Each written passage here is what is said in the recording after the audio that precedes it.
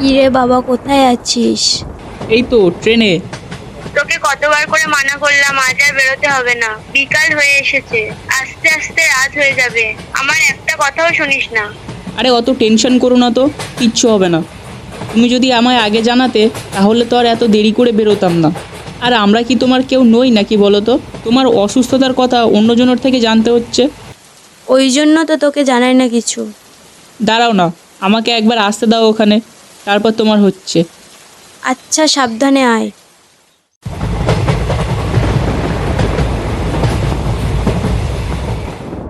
অনেক দিন ধরেই যাবৎ পিসির শরীরটা ভালো যাচ্ছে না, আমি কোনো খবরই পাইনি। গতকাল রাতে একটু বেশি বাড়াবাড়ি হয়ে গিয়েছিল। পিসির একটা ছেলে আছে, কার্তিক দা, সেও বাইরে থাকে। পাশের বাড়ির একটা মহিলা থাকে পিসির দেখাশুনো করার জন্য। তার থেকেই খবর পেলাম পিসির এত বাড়াবাড়ি। কার্তিক দা আজ সকালেই এসেছে, আমিও খবর পাওয়া মাত্রই বেরিয়ে পড়লাম। এমনভাবে বেরিয়ে আসার কারণ পিসির আমার প্রতি ভালোবাসা, স্নেহ ও মায়া মমতা। ছোট থেকেই পিসির কাছেই মানুষ হয়েছি। এদিকে সকাল থেকেই ভীষণ বৃষ্টি, মাঝে মধ্যে থামছে, আবার কালো মেঘে আকাশ ঘিরে এসে বৃষ্টি নামছে।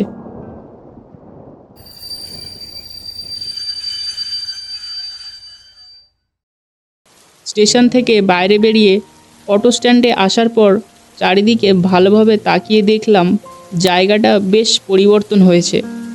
এর আগে যখন এসেছিলাম এত সুন্দর অটো স্ট্যান্ড, চারিদিকে ল্যাম্পপোস্ট কিছুই ছিল না। এই কয়েক বছরের মধ্যেই ভালোই উন্নতি করেছে জায়গাটা। ঘণ্টাখানেক অটো স্ট্যান্ডে দাঁড়িয়ে থাকার পরও কোনো অটোরিকশা চোখে পড়ল না আমার। সারাদিন যে হারে বৃষ্টি হচ্ছে সেই জন্যই মনে হয় কেউ আর অটোরিকশা নিয়ে বাইরে বের হয়নি। সর্বনাশ করেছে। কি করি এখন? পিসিকে একটা ফোন করব, যদি দাদাকে পাঠিয়ে দেয়।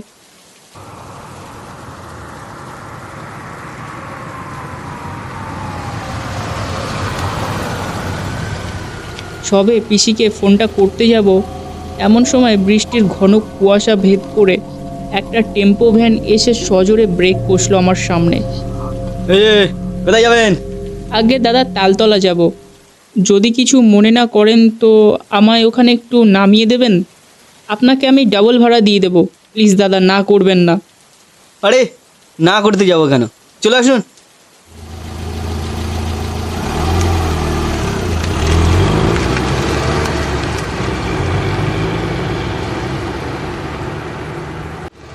এদিকে নতুন বুঝি? হ্যাঁ, আপনাকে দেখেই বুঝেছিলাম, না হলে সচরাচর এই এলাকার কোনো লোকজনই আমার গাড়িতে উঠতে চায় না। কেন, গাড়িতে কি কোনো সমস্যা টমস্যা আছে নাকি? আরে না না, গাড়িতে কোনো সমস্যা নেই, সমস্যা আমার কাজে। আসলে বেঁচে থাকতে আমি লাশ নিয়ে যা আসার কাজ করতাম আর কি, সেই জন্য কেউ ভয়েতে আমার গাড়িতে আর উঠতে চাইতো না। কি দাদা, একলা পেয়ে ভয় দেখাতে শুরু করে দিলেন? হ্যাঁ, আচ্ছা মুশকিল তো, ভয় দেখাতে যাবো কেন আপনাকে? বিশ্বাস হচ্ছে না বুঝি? পিছনে তাকিয়ে দেখুন।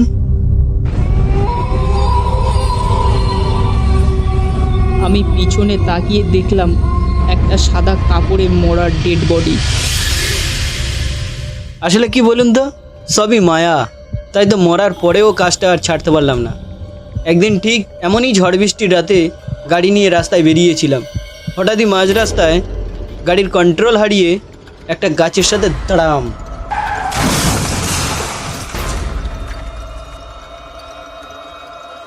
লোকটার মাথা থেকে অঝরে রক্ত বেরোচ্ছে।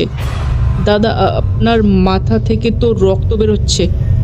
আরে মাথা ফেটে গেলে তো রক্তই বেরোবে নাকি শরবত বেরোবে শুনি? তোরা কি বলিস?